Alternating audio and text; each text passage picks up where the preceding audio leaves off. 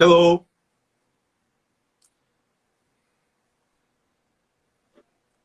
todo mundo por aqui?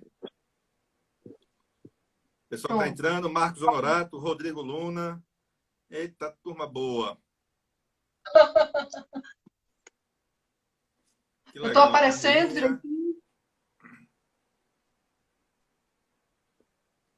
Bacana. Eu estou Enquanto as pessoas aparecendo. estão entrando, eu queria só comentar como essa tradução é maravilhosa. Né? Como você simplesmente fica embevecido com a sonoridade que o Trajano consegue. O curioso é que o Trajano ele orientou assim o Haroldo, ele trabalhou com o Haroldo nessa tradução, mas depois ele diz que tem algumas coisas que ele poderia contribuir um pouquinho mais. Aí ele vai e traduz a Ilíada de novo, né? Praticamente. E ficou muito bonito, Verdade. ficou lindo. É bilíngue, a edição muito... Parece que eu estou ganhando comissão com isso aqui, né?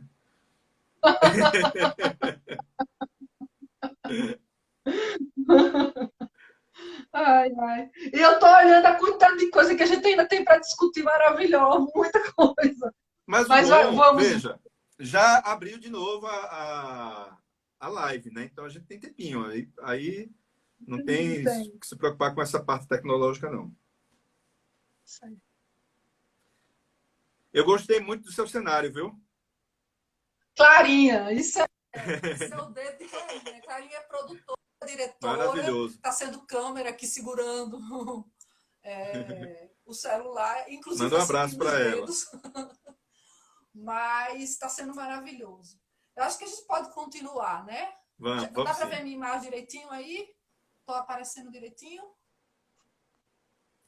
Quer falar? Quer retomar? Sim, eu estava falando da relação. É isso, ó, já tô, o vinho já está. Ele está fazendo a transfusão dele, né? E fazendo seus efeitos. Eu ia esquecendo que eu estava comentando justamente a relação filia, né? Do filos da filia dessa civilização helênica. Porque o Martin Buber ele fala justamente do eu, tu, eu, isso, né? A primeira cólera é uma cólera de eu, isso.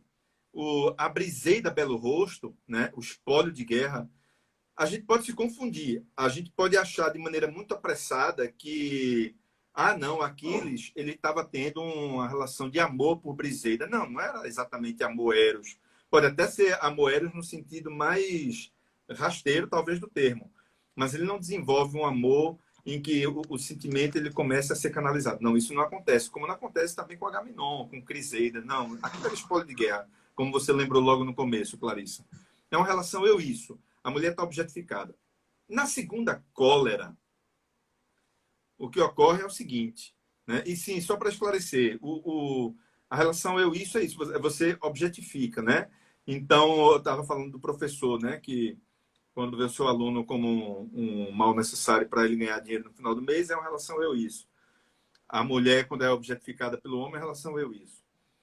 Bom, e a relação eu-tu tem uma sinceridade subentendida, né? A segunda cólera, eu, tu, completamente.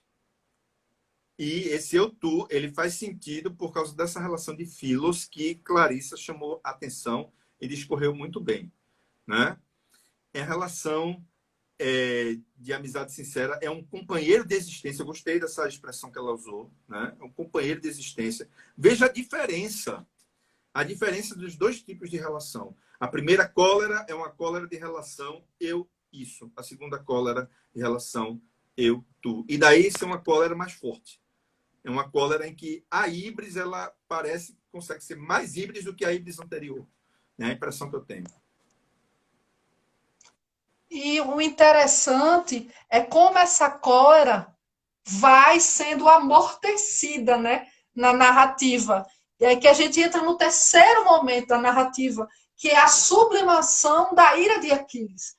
E essa sublimação da ira de Aquiles acontece a partir de um dos trechos mais belos da Ilíada, né? E que me emocionam muito, que é o discurso de luto de Príamo. Eu vou ler um trecho para a gente poder discutir, Peron. Pode ser? Por favor. Lembra-te, Aquileu, igual a um dos deuses, teu pai venerável, da mesma idade que a minha, e, portanto, como eu, assim velho. É bem possível que esteja cercado por fortes vizinhos, cheio de angústia, sem ter quem lhe sirva de amparo e defesa. Mas só de ouvir que estás vivo, a alegria indizível lhe invade. O coração dia a dia esperando poder ante os olhos ter a figura do filho glorioso de voltar de Troia. Muito mais triste é meu fado, que após tantos filhos haver tido, de comprovado valor, nem um só na velhice me resta. Vivos, 50 floriam no tempo em que os danéus chegaram. Da mesma mãe, 19 guerreiros me foram brindados. Os outros todos, diversas mulheres, nos passos tiveram. De muito deles, as forças dos joelhos tirou Ares forte, e o único herói que restava, dos muros a paro, e de todos, 500 a combater pela pátria, não há muito tempo mataste. O meu Heitor, cujo corpo aqui venho insistente pedir-te. As naus aquivas, trazendo resgate do preço infinito. Ser reverente aos eternos Aquileu, de mim tem piedade. Pensa em teu pai, também velho, bem mais infeliz sou do que ele, pois chego agora a fazer o que nunca mortal fez na terra. Beijo-te as mãos, estas mãos que as meus filhos à morte levaram. Assim, esse trecho é extremamente emocionante, o discurso de Príamo é envolvente, é um discurso realmente próprio para ser falado para uma plateia, né? E causar empatia. E o que a gente percebe da reação de Aquiles em relação a ele é a empatia, né? Pela dor de Príamo. E nesse processo de empatia há a sublimação do ódio de Aquiles. Por quê? A dor paterna de Príamo pela perda de Heitor é um sentimento universal que amortece essa ira, né? Porque profetiza na figura do rei troiano a mesma devastação existencial do seu pai, quando este também tiver falecido. Então, o que acontece? Aquiles olha para a dor de Príamo, que encontra nessa dor o espelho da dor do seu próprio pai, né? E aí a gente entra na reviravolta mítica de Aquiles. Como bem Perón disse, existe a primeira ira pela honra ferida, existe a segunda ira por conta do amor devastado, só que no terceiro momento nós temos essa sublimação da ira, né? Pelo amor que ele vê de Príamo por Heitor, no amor que o pai tem por ele, e a dor que o pai vai sentir, né?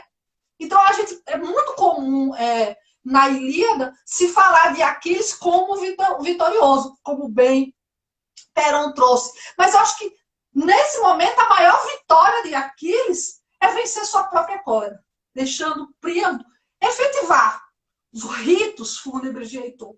E aí eu digo que aparece um outro Aquiles na narrativa, né? Que é o Aquiles digno, o digno, né? Que depois vai ser retomado na Eneida, no próprio discurso de Príamo, antes de morrer, diante do filho.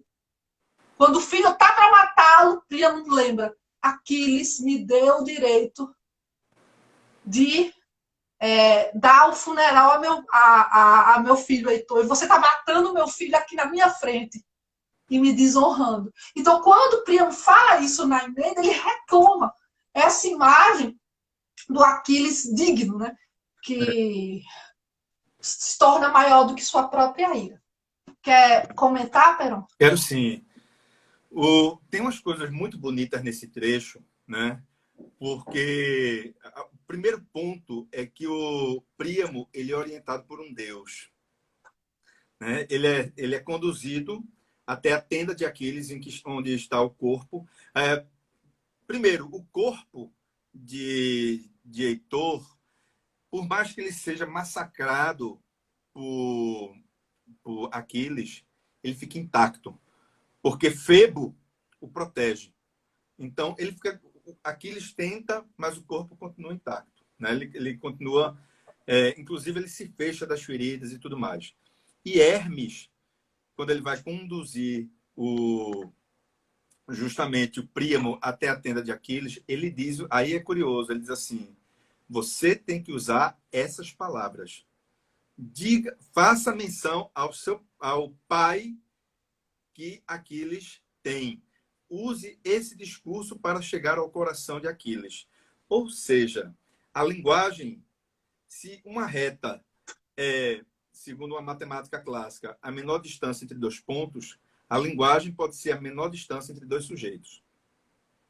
Né? Então, Hermes, que daí onde vem a ideia de discurso hermético, né? Ele traz a mensagem, é um mensageiro também, nesse caso, de ambos os corações. Ele permite que uma mensagem bem estruturada ela amoleça um coração sólido, um coração de ferro, né? Então, e aí eu coloquei, aqui se desfez Aquiles. Ao menos o Aquiles, né? Que não tinha, diz assim, que não tinha mente doce ou coração solícito, sujeito à fúria. Esse coração, ele amolece pela linguagem. Outra coisa importante, Exatamente. né, é que Aquiles ele tem temor pelos deuses. Quando ele fica sabendo, por Tétis, sua mãe, que os deuses não estão nada felizes com a híbris dele, né?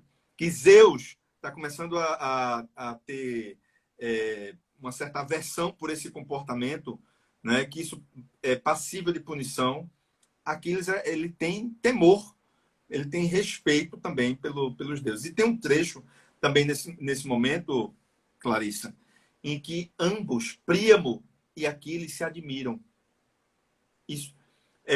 Príamo, veja que coisa, porque Príamo, a maior dor que ele sofre veio pelas mãos de Aquiles, né? Mas ele é capaz de admirar.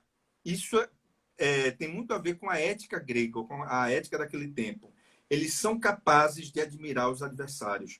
Quando Heitor morre, os aqueus que chegam para ver o corpo de Heitor, para chutar e para maltratar, eles param e admiram a beleza e a estatura de Heitor. Então, isso entra muito na ética grega, de admirar o adversário.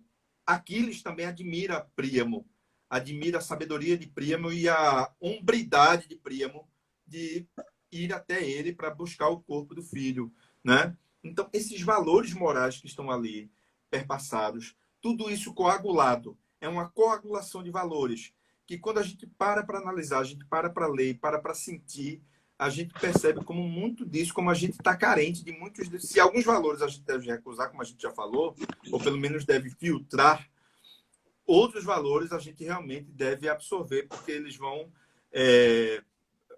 cumprir aquilo que a literatura promete, né? Que é uma espécie de reformulação moral. Né? Um texto como esse, ele promete uma reformulação moral. Exato. Reformulação moral. Exatamente. E é esse ponto. E essa reformulação moral é amparada pela beleza estética, não é verdade, Peron? É amparada pela beleza estética do próprio texto, né? Que emociona justamente pelo apelo que causa, né? A linguagem, como você bem trouxe. E a gente vai para a questão do final, né, da narrativa. Para os alunos que não conhecem a Ilíada, Clarissa? Após Príamo ceder o corpo de Aquiles, o final é a chegada desse corpo de Heitor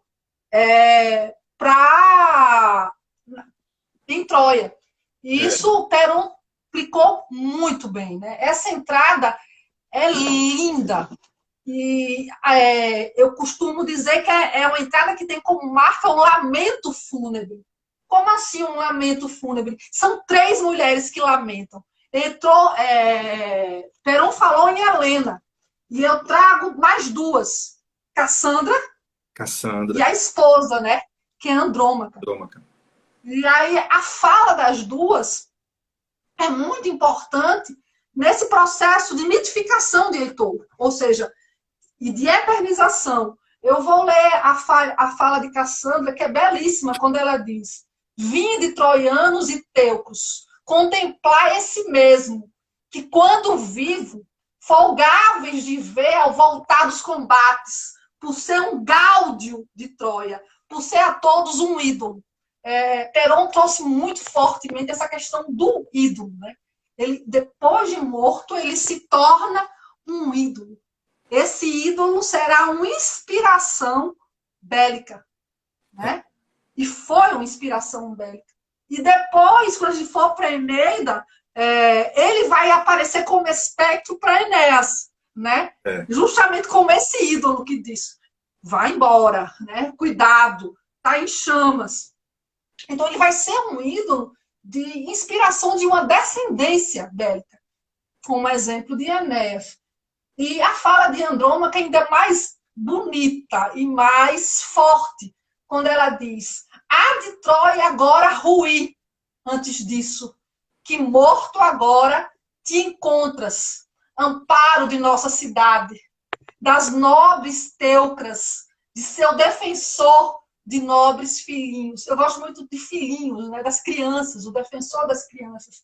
E aí a gente entra no aspecto que eu comecei a falar na live, que é o de herói da família, né?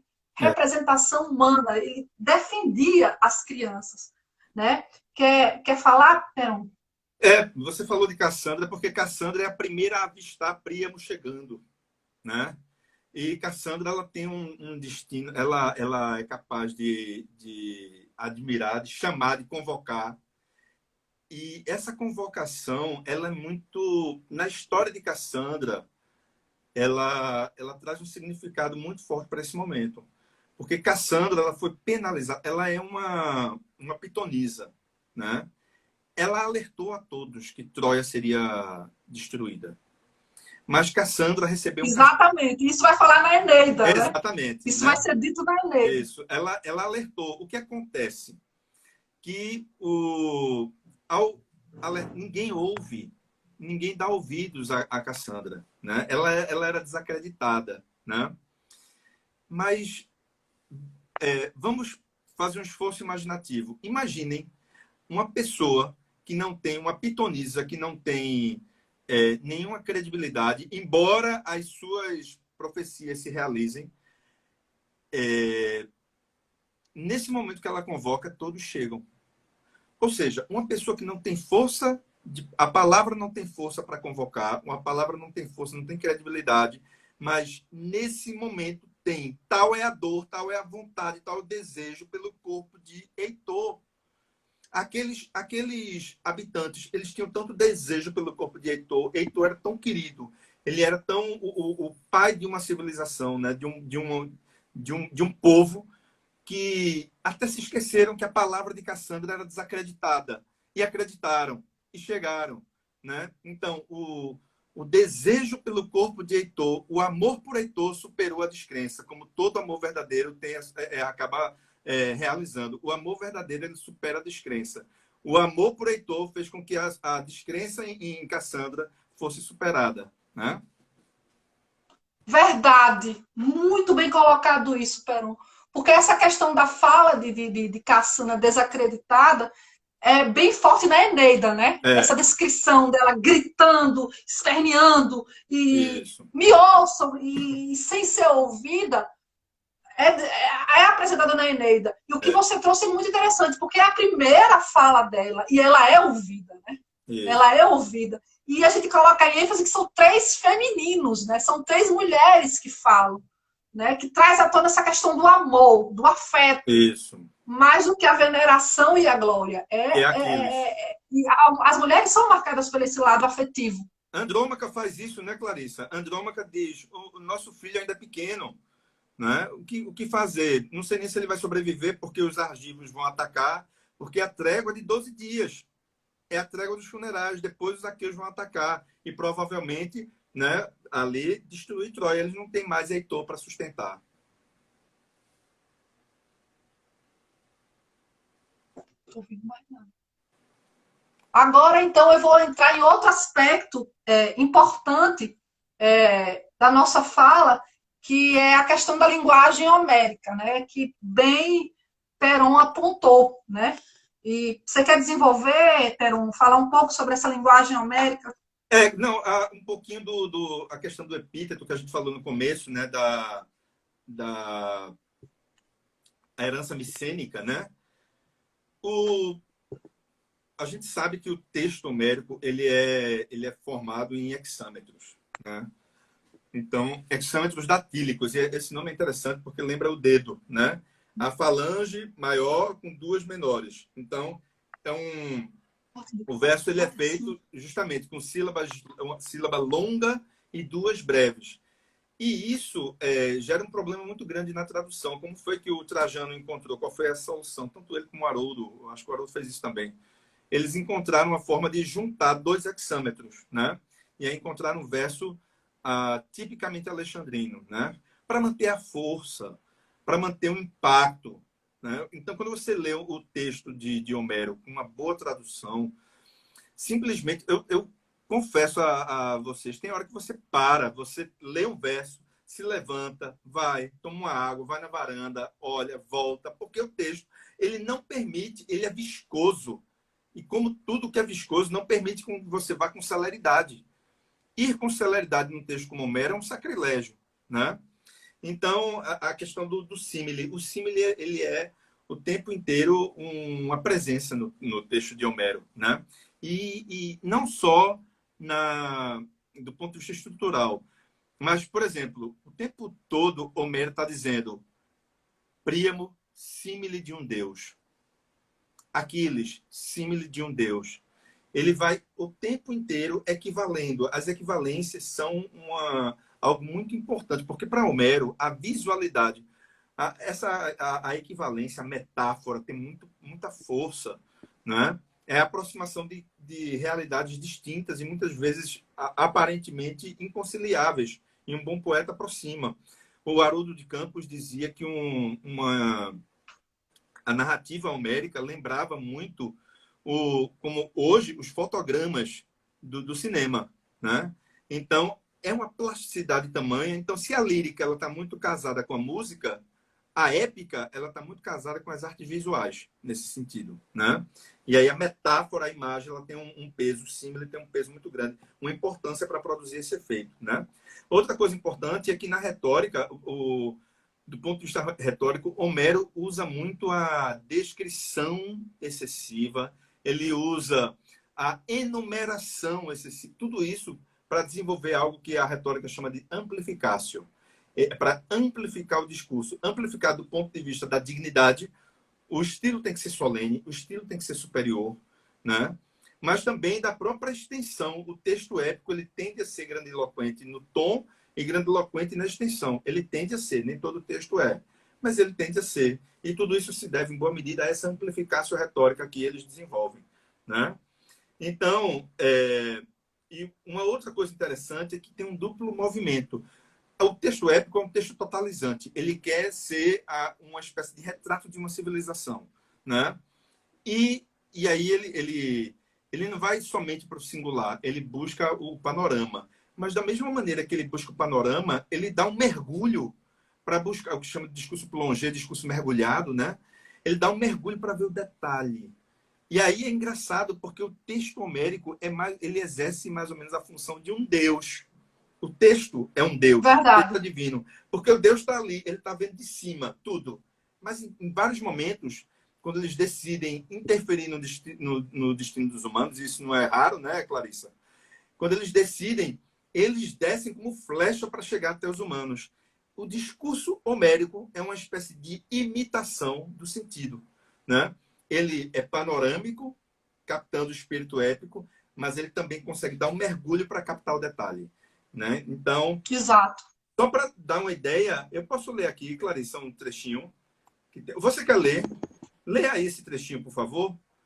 Quando Certo. o pântano vai atirar em Vou ler. Menelao. Puxou ao mesmo tempo o chanfro e o nevo. Clarissa, rapidinho, só para. Nevo rente Clarissa, ao mamilo. só para situar o Ferro leitor. rente. Rapidinho, só para situar o Sim, nosso sim, leitor, Peron. o leitor de Homero e o espectador, né? O pessoal que está vendo a live da gente. Esse momento, pessoal, é quando o Pândaro ele se prepara, ele estica o arco para lançar a seta contra Menelau. E esse momento vai romper o pacto entre gregos e troianos, né? E aí, nesse momento que ele vai puxar, é onde o texto vai detalhar todo esse movimento. Desculpe, Clarissa, leia aí, por favor, para a gente. Puxou ao mesmo tempo o chanfro e o nevo rente ao mamilo, ferro rente ao arco. E quando tensiona o grande arco até formar um círculo, o arco uniu, silvou a corda. A flecha aguda vibrou, ardente pelo voo em meio à massa. O detalhismo dessa ação, né? De fato, é o panorâmico, mas também é a lupa, né?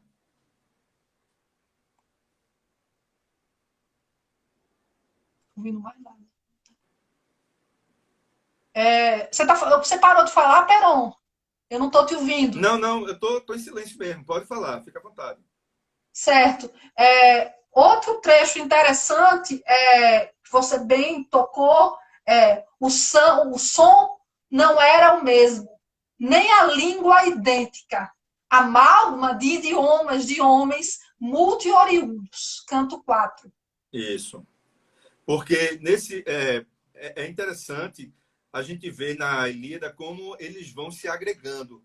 Quando eles se preparam para partir para atacar Troia, os aqueus, vem gente de tudo que é lado. É porque a Grécia, a gente tem a ideia de Grécia hoje, mas ali não era exatamente Grécia, era uma Hélade, né? São ilhas, né? Mas naquele momento eram nações. E eles vêm, aí vem o rei de tal nação, vem o rei de Esparta, que é Menelau, aí vem o rei de Ítaca, que é Odisseu, vem o rei de... Vários reis se juntam sob a batuta de Agamenon, né? Bom, aliás, eu acho que, não estou lembrado agora, acho que Agamenon aqui é o rei de Esparta. Fica aí para dar um Google aí, depois confere, não vou lembrar agora. Mas o que acontece? Eles se juntam. Ora, se esse pessoal todo se junta de várias partes, são dialetos distintos também. E eles se agregam, e aí a importância de ter um rapsodo, como Homero, de costurar esses dialetos para formar uma língua que nenhum grego falava. Nenhum deles falava. A língua de Homero é a que nenhum deles falava. Ele tenta fazer uma costura e tem a ver com isso, com esse caráter totalizante, essa busca de totalidade. Essa totalização, Homero resolve na costura de dialetos distintos. Isso, inclusive, chega à questão homérica. Tem gente que diz, mas é de Homero, não faz sentido. Esse é um dos argumentos que se usa, né? Que como é que um indivíduo poderia... Eu não quero nem entrar no mérito da questão, viu, Clarice? Isso é outra... Isso fica para os especialistas, mas só para trazer como esse é um ponto, né? Isso é uma discussão, de fato, que existe entre os especialistas de Homero. Como é que tantos dialetos distintos, de épocas distintas, inclusive, foram compostos por um homem só? Aí vem a hipótese. Então, foram, na verdade, vários poetas de lugares diferentes que foram costurando e foram fazendo o que hoje a gente chama de Ilíada. Não quero entrar no mérito da questão, acho que não é o ponto da gente, mas é só para a gente perceber como essa questão dialetal que o próprio texto homérico que Clarissa leu aí para a gente, né? Amálgama de idiomas de homens multi-oriundos, como isso acaba gerando esse tipo de discussão tão interessante. O tradutor, Clarissa, Trajano Vieira, ele chega a dizer o seguinte, eu tomei nota aqui, essa questão, ele observa que uma mesma palavra se apresenta em dialetos diversos na Ilíada, né? Aí ele traz um exemplo. Exatamente. Então, ele diz, como o dativo da palavra pé, né? O dativo seria uma espécie de objeto indireto na língua portuguesa, né? O dativo da palavra pé. E no dialeto jônico fica posi, né? No dialeto eólico fica pode-se. E Homero usa os dois. Em alguns momentos, no dativo, ele usa possi, em outros momentos, ele usa pode-se, para contemplar essa gama de idiomas de homens multi-oriundos. A gente pode entrar aqui agora no mérito dos brasileiros e os ecos homéricos. O que é que você acha, Peron? Ah, Podemos nossa, começar a discutir isso esse é uma ponto? beleza, porque bom, eu tomei algumas notas aqui, porque a gente vai lendo a Ilíada e vai lembrando dos nossos grandes autores. Né? É impossível, a gente é formado na sensibilidade dos nossos escritores, também, talvez, sobretudo. Né? Então, eu coloquei aqui, Odisseu, vingando-se do amigo morto, dispara flecha contra o inimigo. Né? Odisseu, gente, para quem pega traduções baseadas na cultura romana, é o Ulisses, né? Odisseu, vingando-se de amigo morto, dispara a flecha contra o inimigo, no canto quarto. Né? Aí ele diz assim, irado com a perda, o herói... Olha a violência, a questão das fotogramas que Haroldo de Campos falou. Né? Irado com a perda, o herói acerta a têmpora esquerda e a ponta brônzea sai pela direita. A sombra cobre o olhar e, quando tomba, estronda. E sobre o corpo, o armamento, então, rimbomba. Olha como ele Perfeito, conseguiu manter a perfeito. força literativa, os ecos, tudo isso, né? Eles dão tanta força ao discurso. Minha gente, a gente vai perceber isso em Guimarães Rosa, essa truculência plástica, né? Guimarães Rosa e Euclides da Cunha, e tantos outros, mas como esses dois eles são os nossos épicos também. A gente vai se lembrar que o Grande Sertão Veredas é uma jornada épica. Os Sertões também, uma jornada épica. A questão agonística está presente em ambos, né, de maneira muito forte. Né? Então, por exemplo, em Euclides, essa questão que o Homero coloca, né? A flecha que entra numa têmpora e sai pela outra. Nossa, chega a dar uma dor, né, Clarissa? Quando a gente... Exatamente. Você sente, você somatiza o texto. Aí, olha o que tem. Você quer ler, Clarissa? Lê pra gente aí esse trechinho, por favor, dos Sertões, no momento Tá certo. da Deixa eu luta. ver. Um dos pequenos, franzino e cambaleante, trazia a cabeça, ocultando-a inteiramente, porque descia até os ombros um velho quepe reúno, apanhado no caminho. O quepe, largo e grande demais, oscilava grotescamente a cada passo sobre o busto esmirrado que ele encobria por um terço. E alguns espectadores tiveram a coragem singular de rir. A criança alçou o rosto, procurando vê-los. Os risos extinguiram-se. A boca era uma chaga aberta, de lado a lado, por um tiro. Belíssimo, Que belíssimo. imagem forte, dolorosa, bela, né? Porque tem a criança ali no meio do tiroteio e ela tá lá com o cap, uma imagem até grotesca, né? E ela tá rindo. Mas aí ele vem. Não era riso. O riso era uma chaga que uma bala tinha atravessado, tinha sido provocada por uma bala que atravessou a boca, né? Gerou a ideia de riso. Ora, isso é homérico, né? Essa força, essa violência plasticizada, né? Em Grande Sertão Verdade. Veredas, a gente também vai ver como isso é intenso, essa Muito plasticidade mais intenso ainda e mais ainda, poético. né? Exatamente. Quer ler, Clarissa? Lê para Quer que eu leia, Peron? Quer Leia, que eu leia? leia, por favor. Ao que eu descansava meus olhos nas costas do garanço. Ali, quase em minha frente, o garanço tinha arrumado no chão o bisaco e o cobertor. Estava sem jaleco, só com a camisa de xadrezinho. Eu vi o suor minar em mancha na camisa, no meio das costas dele. Garanço, aquela nódoa escura ia crescendo, arredondada, alargada. O garanço disparava, sacudia o corpo. Ele era amigo meu, com minúscula de valentia. Isso é um trecho de lá do Grande Sertão Veredas, em que eles estão começa a batalha com os Hermógenes, né? E o grupo de Riobaldo, né? Em batalha com os Hermógenes, e o que acontece? Um amigo, o Garanço, né? Tá na frente dele. E o sol é muito intenso, eles começam a suar. E esse suor vai crescendo na camisa do Garanço, mas em determinado momento aí vem a imagem aqui, né? Eu vi o suor minar, ele está atrás, vamos lembrar a imagem, o Garanço está dando guarida, né? E aí ele por trás vê o suor minar em mancha na camisa no meio das costas dele. Garanço, aquela nódoa escura ia crescendo, arredondada, largada. O Garanço tinha levado um tiro. Né? Agora veja como o Rosa diz isso de maneira sutil, metonímica. Ele não diz que levou um tiro. Ele traduz o tiro a partir do efeito. Né?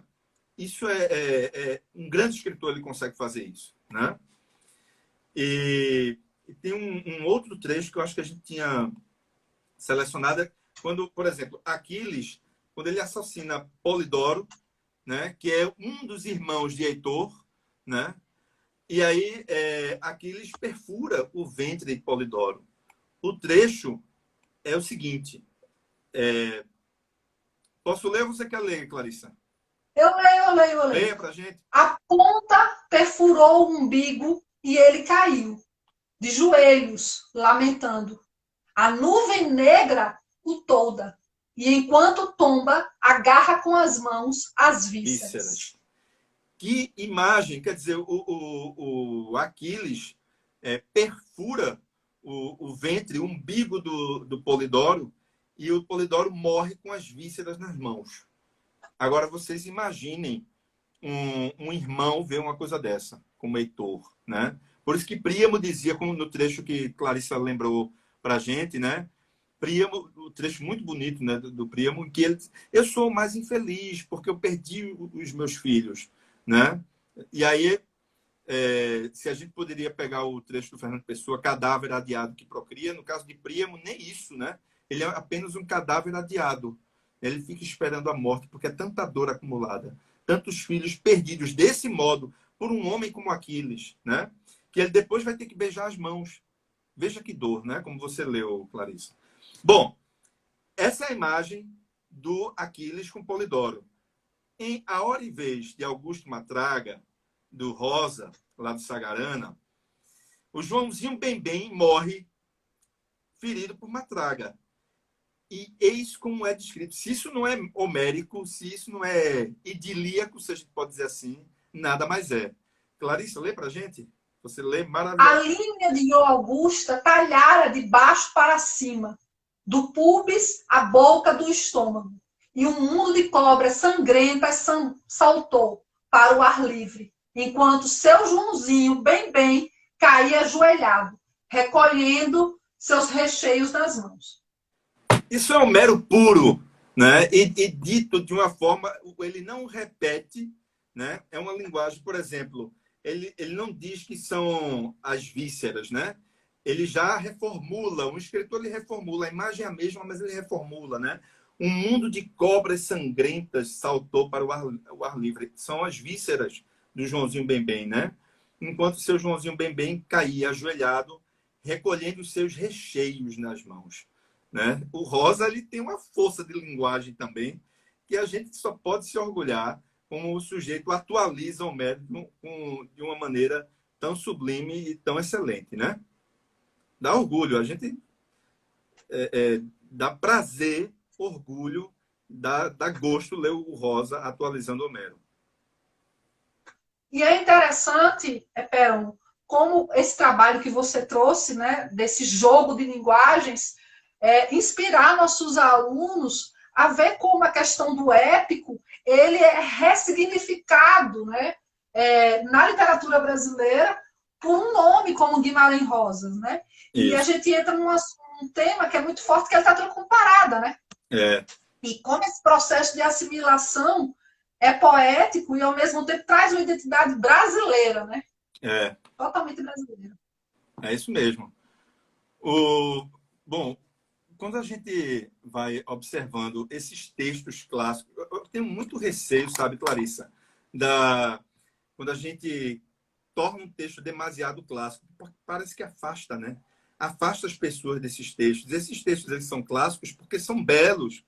Eles são clássicos porque eles nos ajudam a viver, né? A gente vive melhor depois que a gente lê Homero. A nossa sensibilidade se aguça depois que a gente lê Homero. Até a nossa dor ela é sentida de uma maneira mais amena depois que a gente passa por esses grandes escritores. Eu lembro quando Chico Buarque diz que é melhor sofrer em dó menor do que sofrer calado, né? É melhor sofrer com a arte do que sofrer no silêncio, na ausência da arte. Então, é clássico, mas vamos esquecer esse aspecto clássico e vamos apenas pensar que são escritores que nos ajudam a ter uma existência um pouquinho mais alargada. Assim, eu acho que essa discussão que a gente está tendo está sendo muito feliz, Pero, muito feliz, no sentido de que a gente não está trabalhando só temas, mas linguagem, né? Porque a gente sabe que o Guimarães Rosa tem um estilo muito próprio, né? E É, como desde Guimarães Rosa você viu Homero, a gente vê esse processo de ressignificação dentro de um estilo tão peculiar, né? isso. A gente quer falar mais alguma coisa? Já estamos entrando em 2 horas de live.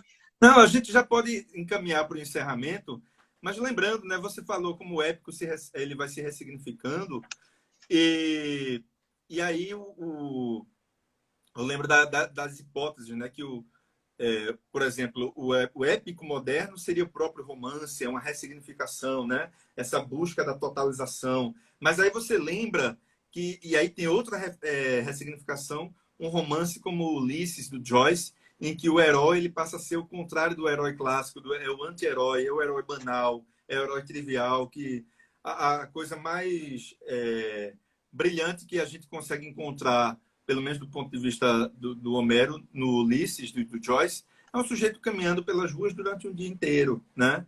Nada mais Verdade. trivial. Mas aí é você extrair justamente a concepção moderna, extrair o sublime daquilo que é banal.